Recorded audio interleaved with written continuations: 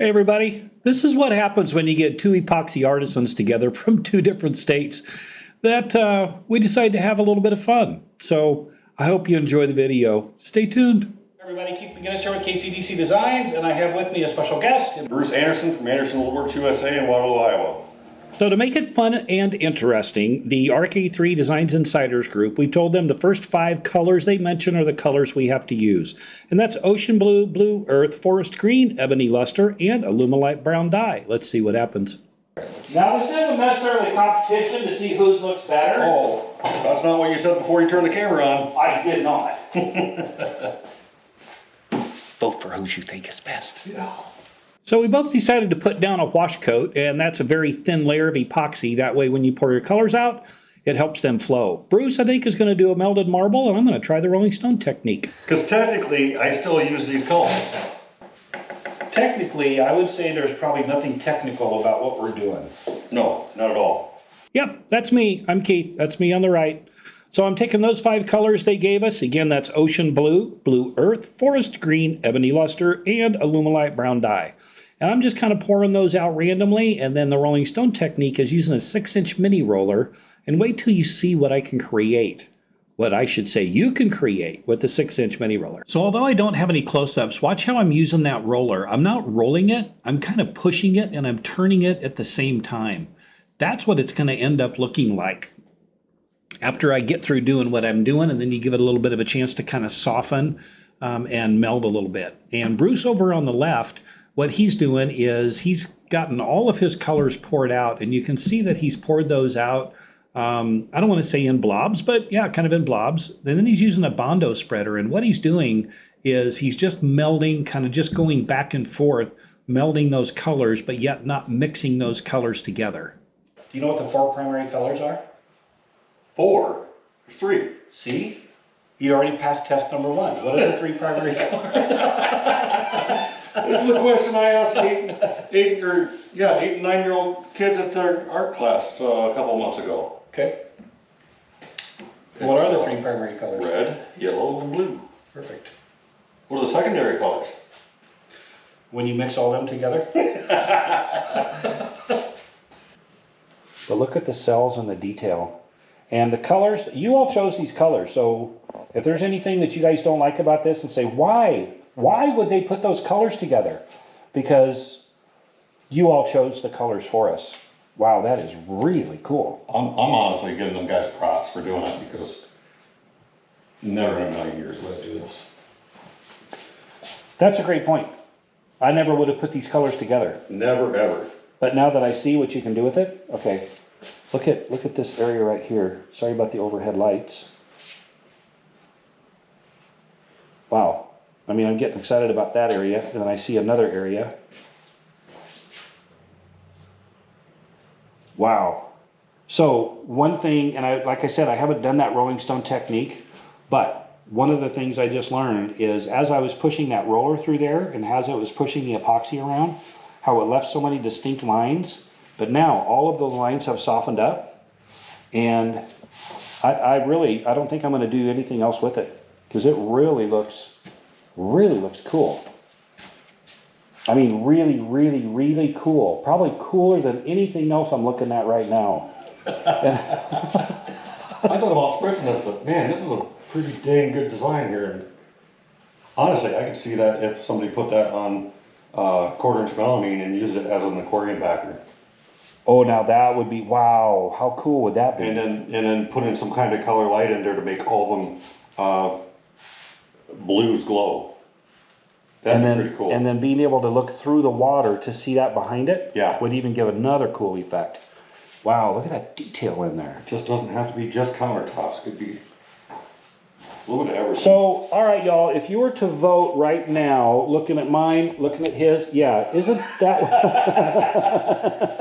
Do what you gotta do. Do what you gotta do. Now, this being a melted marble, we're going to get a good close look at it now, because it's already softening up a lot, where a lot of those lines are all starting to meld and really soften up. And it really helps everything flow together. That is really cool. What I really like, because it's my favorite color, is where that brown peekaboos through there. I like it because the blue peekaboo's through. Yeah, well, I'm not a fan of blue. I am. I'm kidding. I'm not a fan of brown. I'm trying to taint the audience. But I do like that blue earth too. That blue earth really sets Which one it is as well. the blue earth? Is that the blue earth there? No, right here. Oh, that's the blue earth. Yep. That kind of has more of a gunmetal type look to like it. a bluish silver, Right. gray. I mean, it's something that I came Wow. across a while back when they came out with it. I wish y'all could see this in person and see how much this has developed in such a short time. And it's going to continue to soften as well. But the way those colors have all melded together, it's just amazing that we were both using the same colors, but come up with something completely different. Now, Bruce is going to take this, he's going to take half of this to another level. So stay tuned for what he's about to do next, because he's going to add some effects in there that I think you all agree. It really takes it to another level. So we're going to go to the next level just to kind of see, because if you don't try, you don't know. So honestly, I'm just going to draw a line here. Just so I know. So Bruce has a dividing line right now, and as you can see, he's just chopping up and down with that Bondo spreader. And if you look closely, there's times that he has that Bondo spreader kind of angled down just a little bit. So sometimes it's straight up and down, and then sometimes it's angled. And you're going to see here in just a minute why he's doing that and how much of an added effect that you can get by doing that. See how he's going straight up and down? And then he'll angle it just a little bit when he's doing that as well. So I'm going to do a quick zoom on that so y'all can see what it looks like right when he chopped it. And then how much different that's going to look when that has a chance to settle down a little bit. So that was right, you just chopped it, correct? I just chopped it. And now we have 3 completely different designs. If you look at what he started with, what's on the right and what's on the left.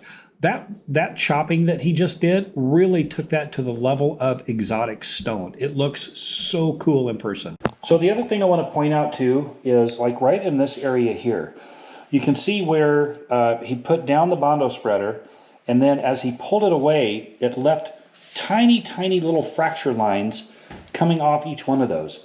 And that's going to soften up quite a bit. Man, that is really cool. You know, you really have to experiment. You have to try some different things. And it's just amazing how sometimes just some little things can really take it to another level. That is just so freaking cool. So now we have a choice of 3. We have A, we have B, we have C, that one. You got 4 choices. Oh, okay. So, very good. Yes. Yeah. So, A, B, C, D. For the colors we had to work with, it actually turned out pretty cool. Those, like Bruce and I have been talking throughout this, those are colors we normally would not, they're just not colors you would normally just put together to try something with. But this was a really good way to kind of get ourselves outside the box. But the detail in there is so cool. And the way all of those colors have melded and softened together, and I guess that's one of the reasons why I like using Stone Coat Epoxy so much, is you've got such a long working time, but what it also does is it continues to move. And so for probably somewhere between 1 and 2 hours, all of those colors will soften. Any hard lines in there will soften. But that detail, isn't that amazing? Bruce brought up a really good point. That would make a really good, cool backdrop for a fish aquarium. Of being able to see that, you know, through the water. But the detail in there, the cells that are in there, the colors, how, I don't know. I just think that looks like a pretty exotic piece of stone right there. So now let's do our flyover with Bruce's piece. And remember, he started off with a melded marble, which is what you're going to see on that side. And that's taken the Bondo spreader, and he was just moving it back and forth different directions. But there too, look how much the colors have softened up and how those different colors, how they're separated for one, but yet you don't see any hard lines that are in there. And again, the color combination, not something we normally would have done, but man, it really, really turned out cool. I'm really happy with how Bruce's piece ended up. And then when he decided to take the Bondo spreader to it and chop the other side of it, leave us a note in the comments. Which one did you like the best? Did you like A, B, C, or is it all of the above? So let's pan on over. And all of the imperfections that you see in there, it's still going to continue to soften. But normally what you're going to do, and what we always do, is put a clear coat over the top, and that takes away all of those little imperfections. But look at the chopping that he did with the Bondo spreader. And again, that's going to continue to move for probably the next 15 to 30 minutes and soften up. But it looks so authentic and so realistic. Gosh, like always, I really wish you could see these in person because they really, really do look cool. Could that be a countertop? Absolutely. Could be a bar top. It could be anything, anywhere. I mean, they've got exotic stone that looks like that. So anyway. Thanks everybody for joining us. We really had a good time. Thank you for suggesting the colors for us to use. And it kind of took us out of our box a little bit to do something a little bit different, to use some colors we wouldn't have used before. I'm very impressed with how Bruce has turned out. I think it looks really, really good. This one, you know, hands down,